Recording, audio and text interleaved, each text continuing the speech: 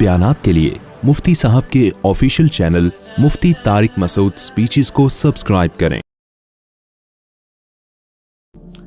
आगे अल्लाह फरमाते हैं अल्लज़ी बारकना हौलहू, उस मस्जिद अक़सा जिसके इर्द गिर्द हमने बरकतें रखी हैं।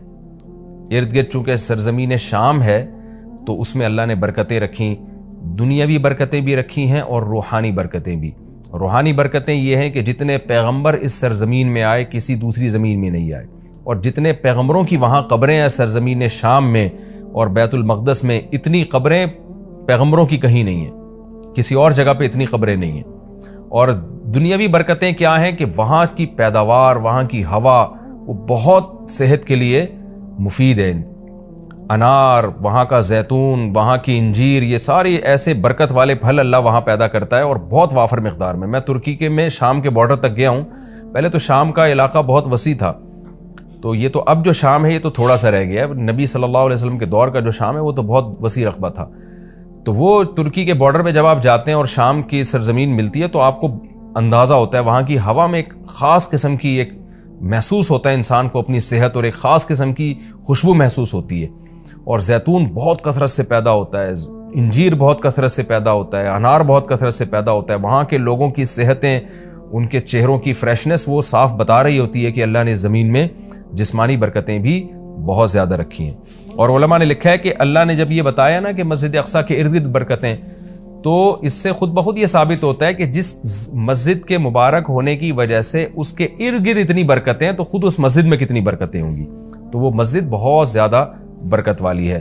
तभी हदीस में आता है कि जो मस्जिद हराम में नमाज़ पढ़ता है उसे 1 लाख नमाज़ों का सवाब मिलता है, और जो मस्जिद अक़सा और मस्जिद नबवी में नमाज़ पढ़ता है उसे 1000, और बाज़ रिवायात में आता है मस्जिद अक़सा में 50,000 और मस्जिद नबवी में 1000।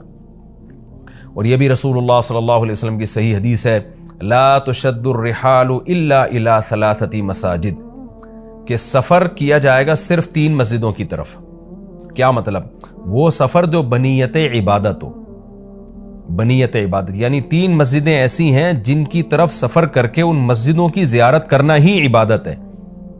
वैसे तो कोई भी मस्जिद हो आप वैसे देखने के लिए चले जाएं, उसको सफ़र करके भी इंसान जा सकता है वैसे ही देखने के लिए, भाई मस्जिद कैसी बनी है, खूबसूरत है या नहीं।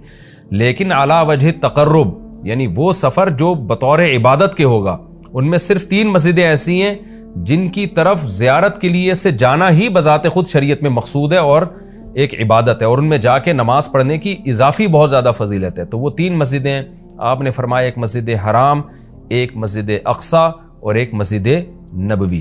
तभी मुसलमान जब तक मस्जिद अक़सा आज़ाद नहीं थी तो मुसलमान मस्जिद अक़सा भी सफ़र करके जाया करते थे, मस्जिद हराम भी, और मस्जिद नबवी तक तो अल्हम्दुलिल्लाह भी जाते हैं। और अल्लाह से हम दुआ करते हैं कि अल्लाह ताला मस्जिद अक़सा को दोबारा आज़ाद कराए ताकि हमें भी वहाँ जाके नमाज नसीब हो और मस्जिद अक़सा की हमें भी ज़ियारत नसीब हो।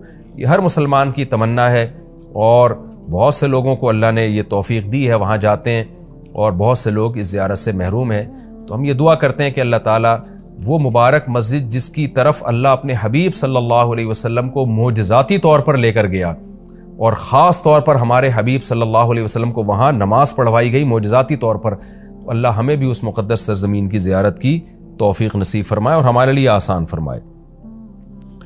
आगे अल्लाह फरमाते हैं लिनुरियहु मिन आयातिना, हमने ये सफ़र इसलिए कराया ताकि हम मोहम्मद सल्लल्लाहु अलैहि वसल्लम को अपनी निशानियों में से कुछ निशानियाँ दिखाएँ। वो निशानियाँ यही हैं कि जो मेराज की रात आपको दिखाई गई, पैगंबरों की ज़ियारत करवाई गई, जन्नत जहन्नम दिखाई गई, तो ये सारी बड़ी बड़ी निशानियाँ थीं। खुद मेराज खुद एक बड़ी निशानी है। इन्नहु हुवस समीउल बसीर, अल्लाह ताला खूब सुनने वाला और देखने वाला है।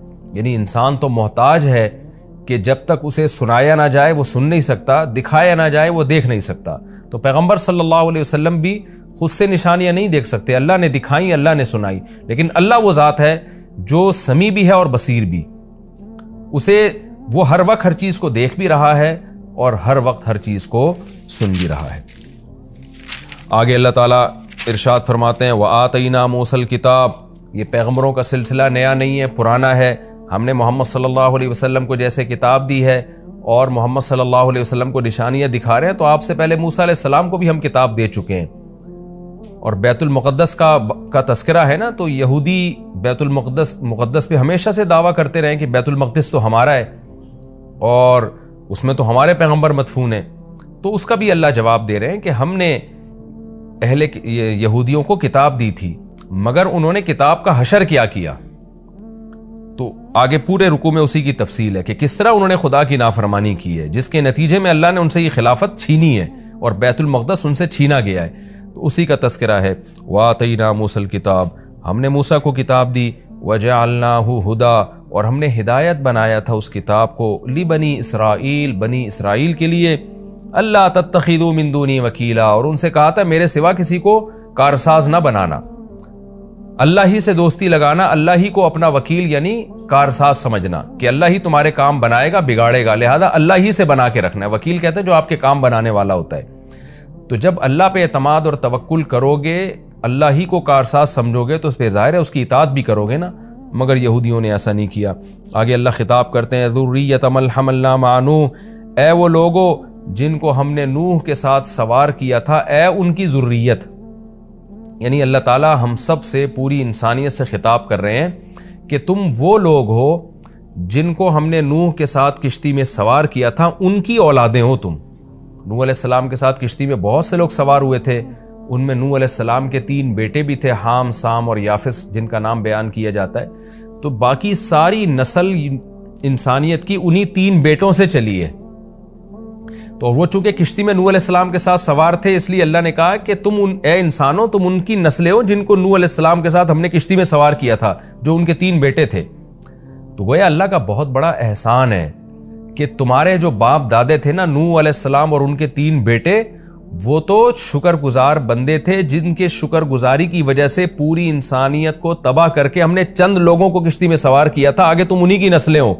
اگر وہ شکر گزار نہ ہوتے تو تمہیں بھی زندگی اور حیات نہ ملتی. اس لیے آگے فرمایا انہ کان عبدا شکورا، نوح تو اللہ کے شکر گزار بندے تھے. تو تم انہی کی اولاد ہو جن کو ہم نے کشتی میں سوار کیا. تو گویا کشتی میں سوار کرنے والوں پر بھی ہم نے احسان کیا اور تم پر بھی ہم نے احسان کیا، کیونکہ اگر ان کو ہم کشتی میں سوار نہ کرتے اور طوفان میں غرق کر دیتے تو تم بھی پیدا نہ ہوتے. تو اللہ تعالیٰ ہمیں ترغیب دے رہے ہیں کہ تمہارے باپ شکر گزار تھے جن کی وجہ سے ان کو اور ان کے بیٹوں کو میں نے کشتی میں سوار کر کے بچایا، تو انہی کی وجہ سے میں نے تمہیں بھی بچایا. تو اے ان لوگوں کی ذریت، اے ان لوگوں کی نسلوں جن کو میں نے نوح کے ساتھ کشتی میں سوار کیا تھا، نوح شکر گزار آدمی تھے. تو کیا مطلب؟ تم بھی میری ان آیات کو غور سے سنو اور تم بھی شکر گزار بنو. تو آگے نیا مضمون شروع ہو رہا ہے. وَقَضَيْنَا إِلَىٰ بَنِي إِسْرَائِيلَ فِي الْكِتَابِ لَتُفْسِدُنَّ فِي الْأَرْضِ مَرَّتَيْنِ. اس نیا مضمون ہے کہ ہم نے بنی اسرائیل کو بتا دیا تھا کہ تم زمین میں فساد مچاؤ گے، تم ناشکری کرو گے، جس کی وجہ سے تم پر اللہ کے عذاب آئیں گے. تو بنی اسرائیل نے ان باتوں پر عمل نہیں کیا جس کی وجہ سے ان پر قوم مسلط ہو کر ان کو عذاب چکاتی رہی.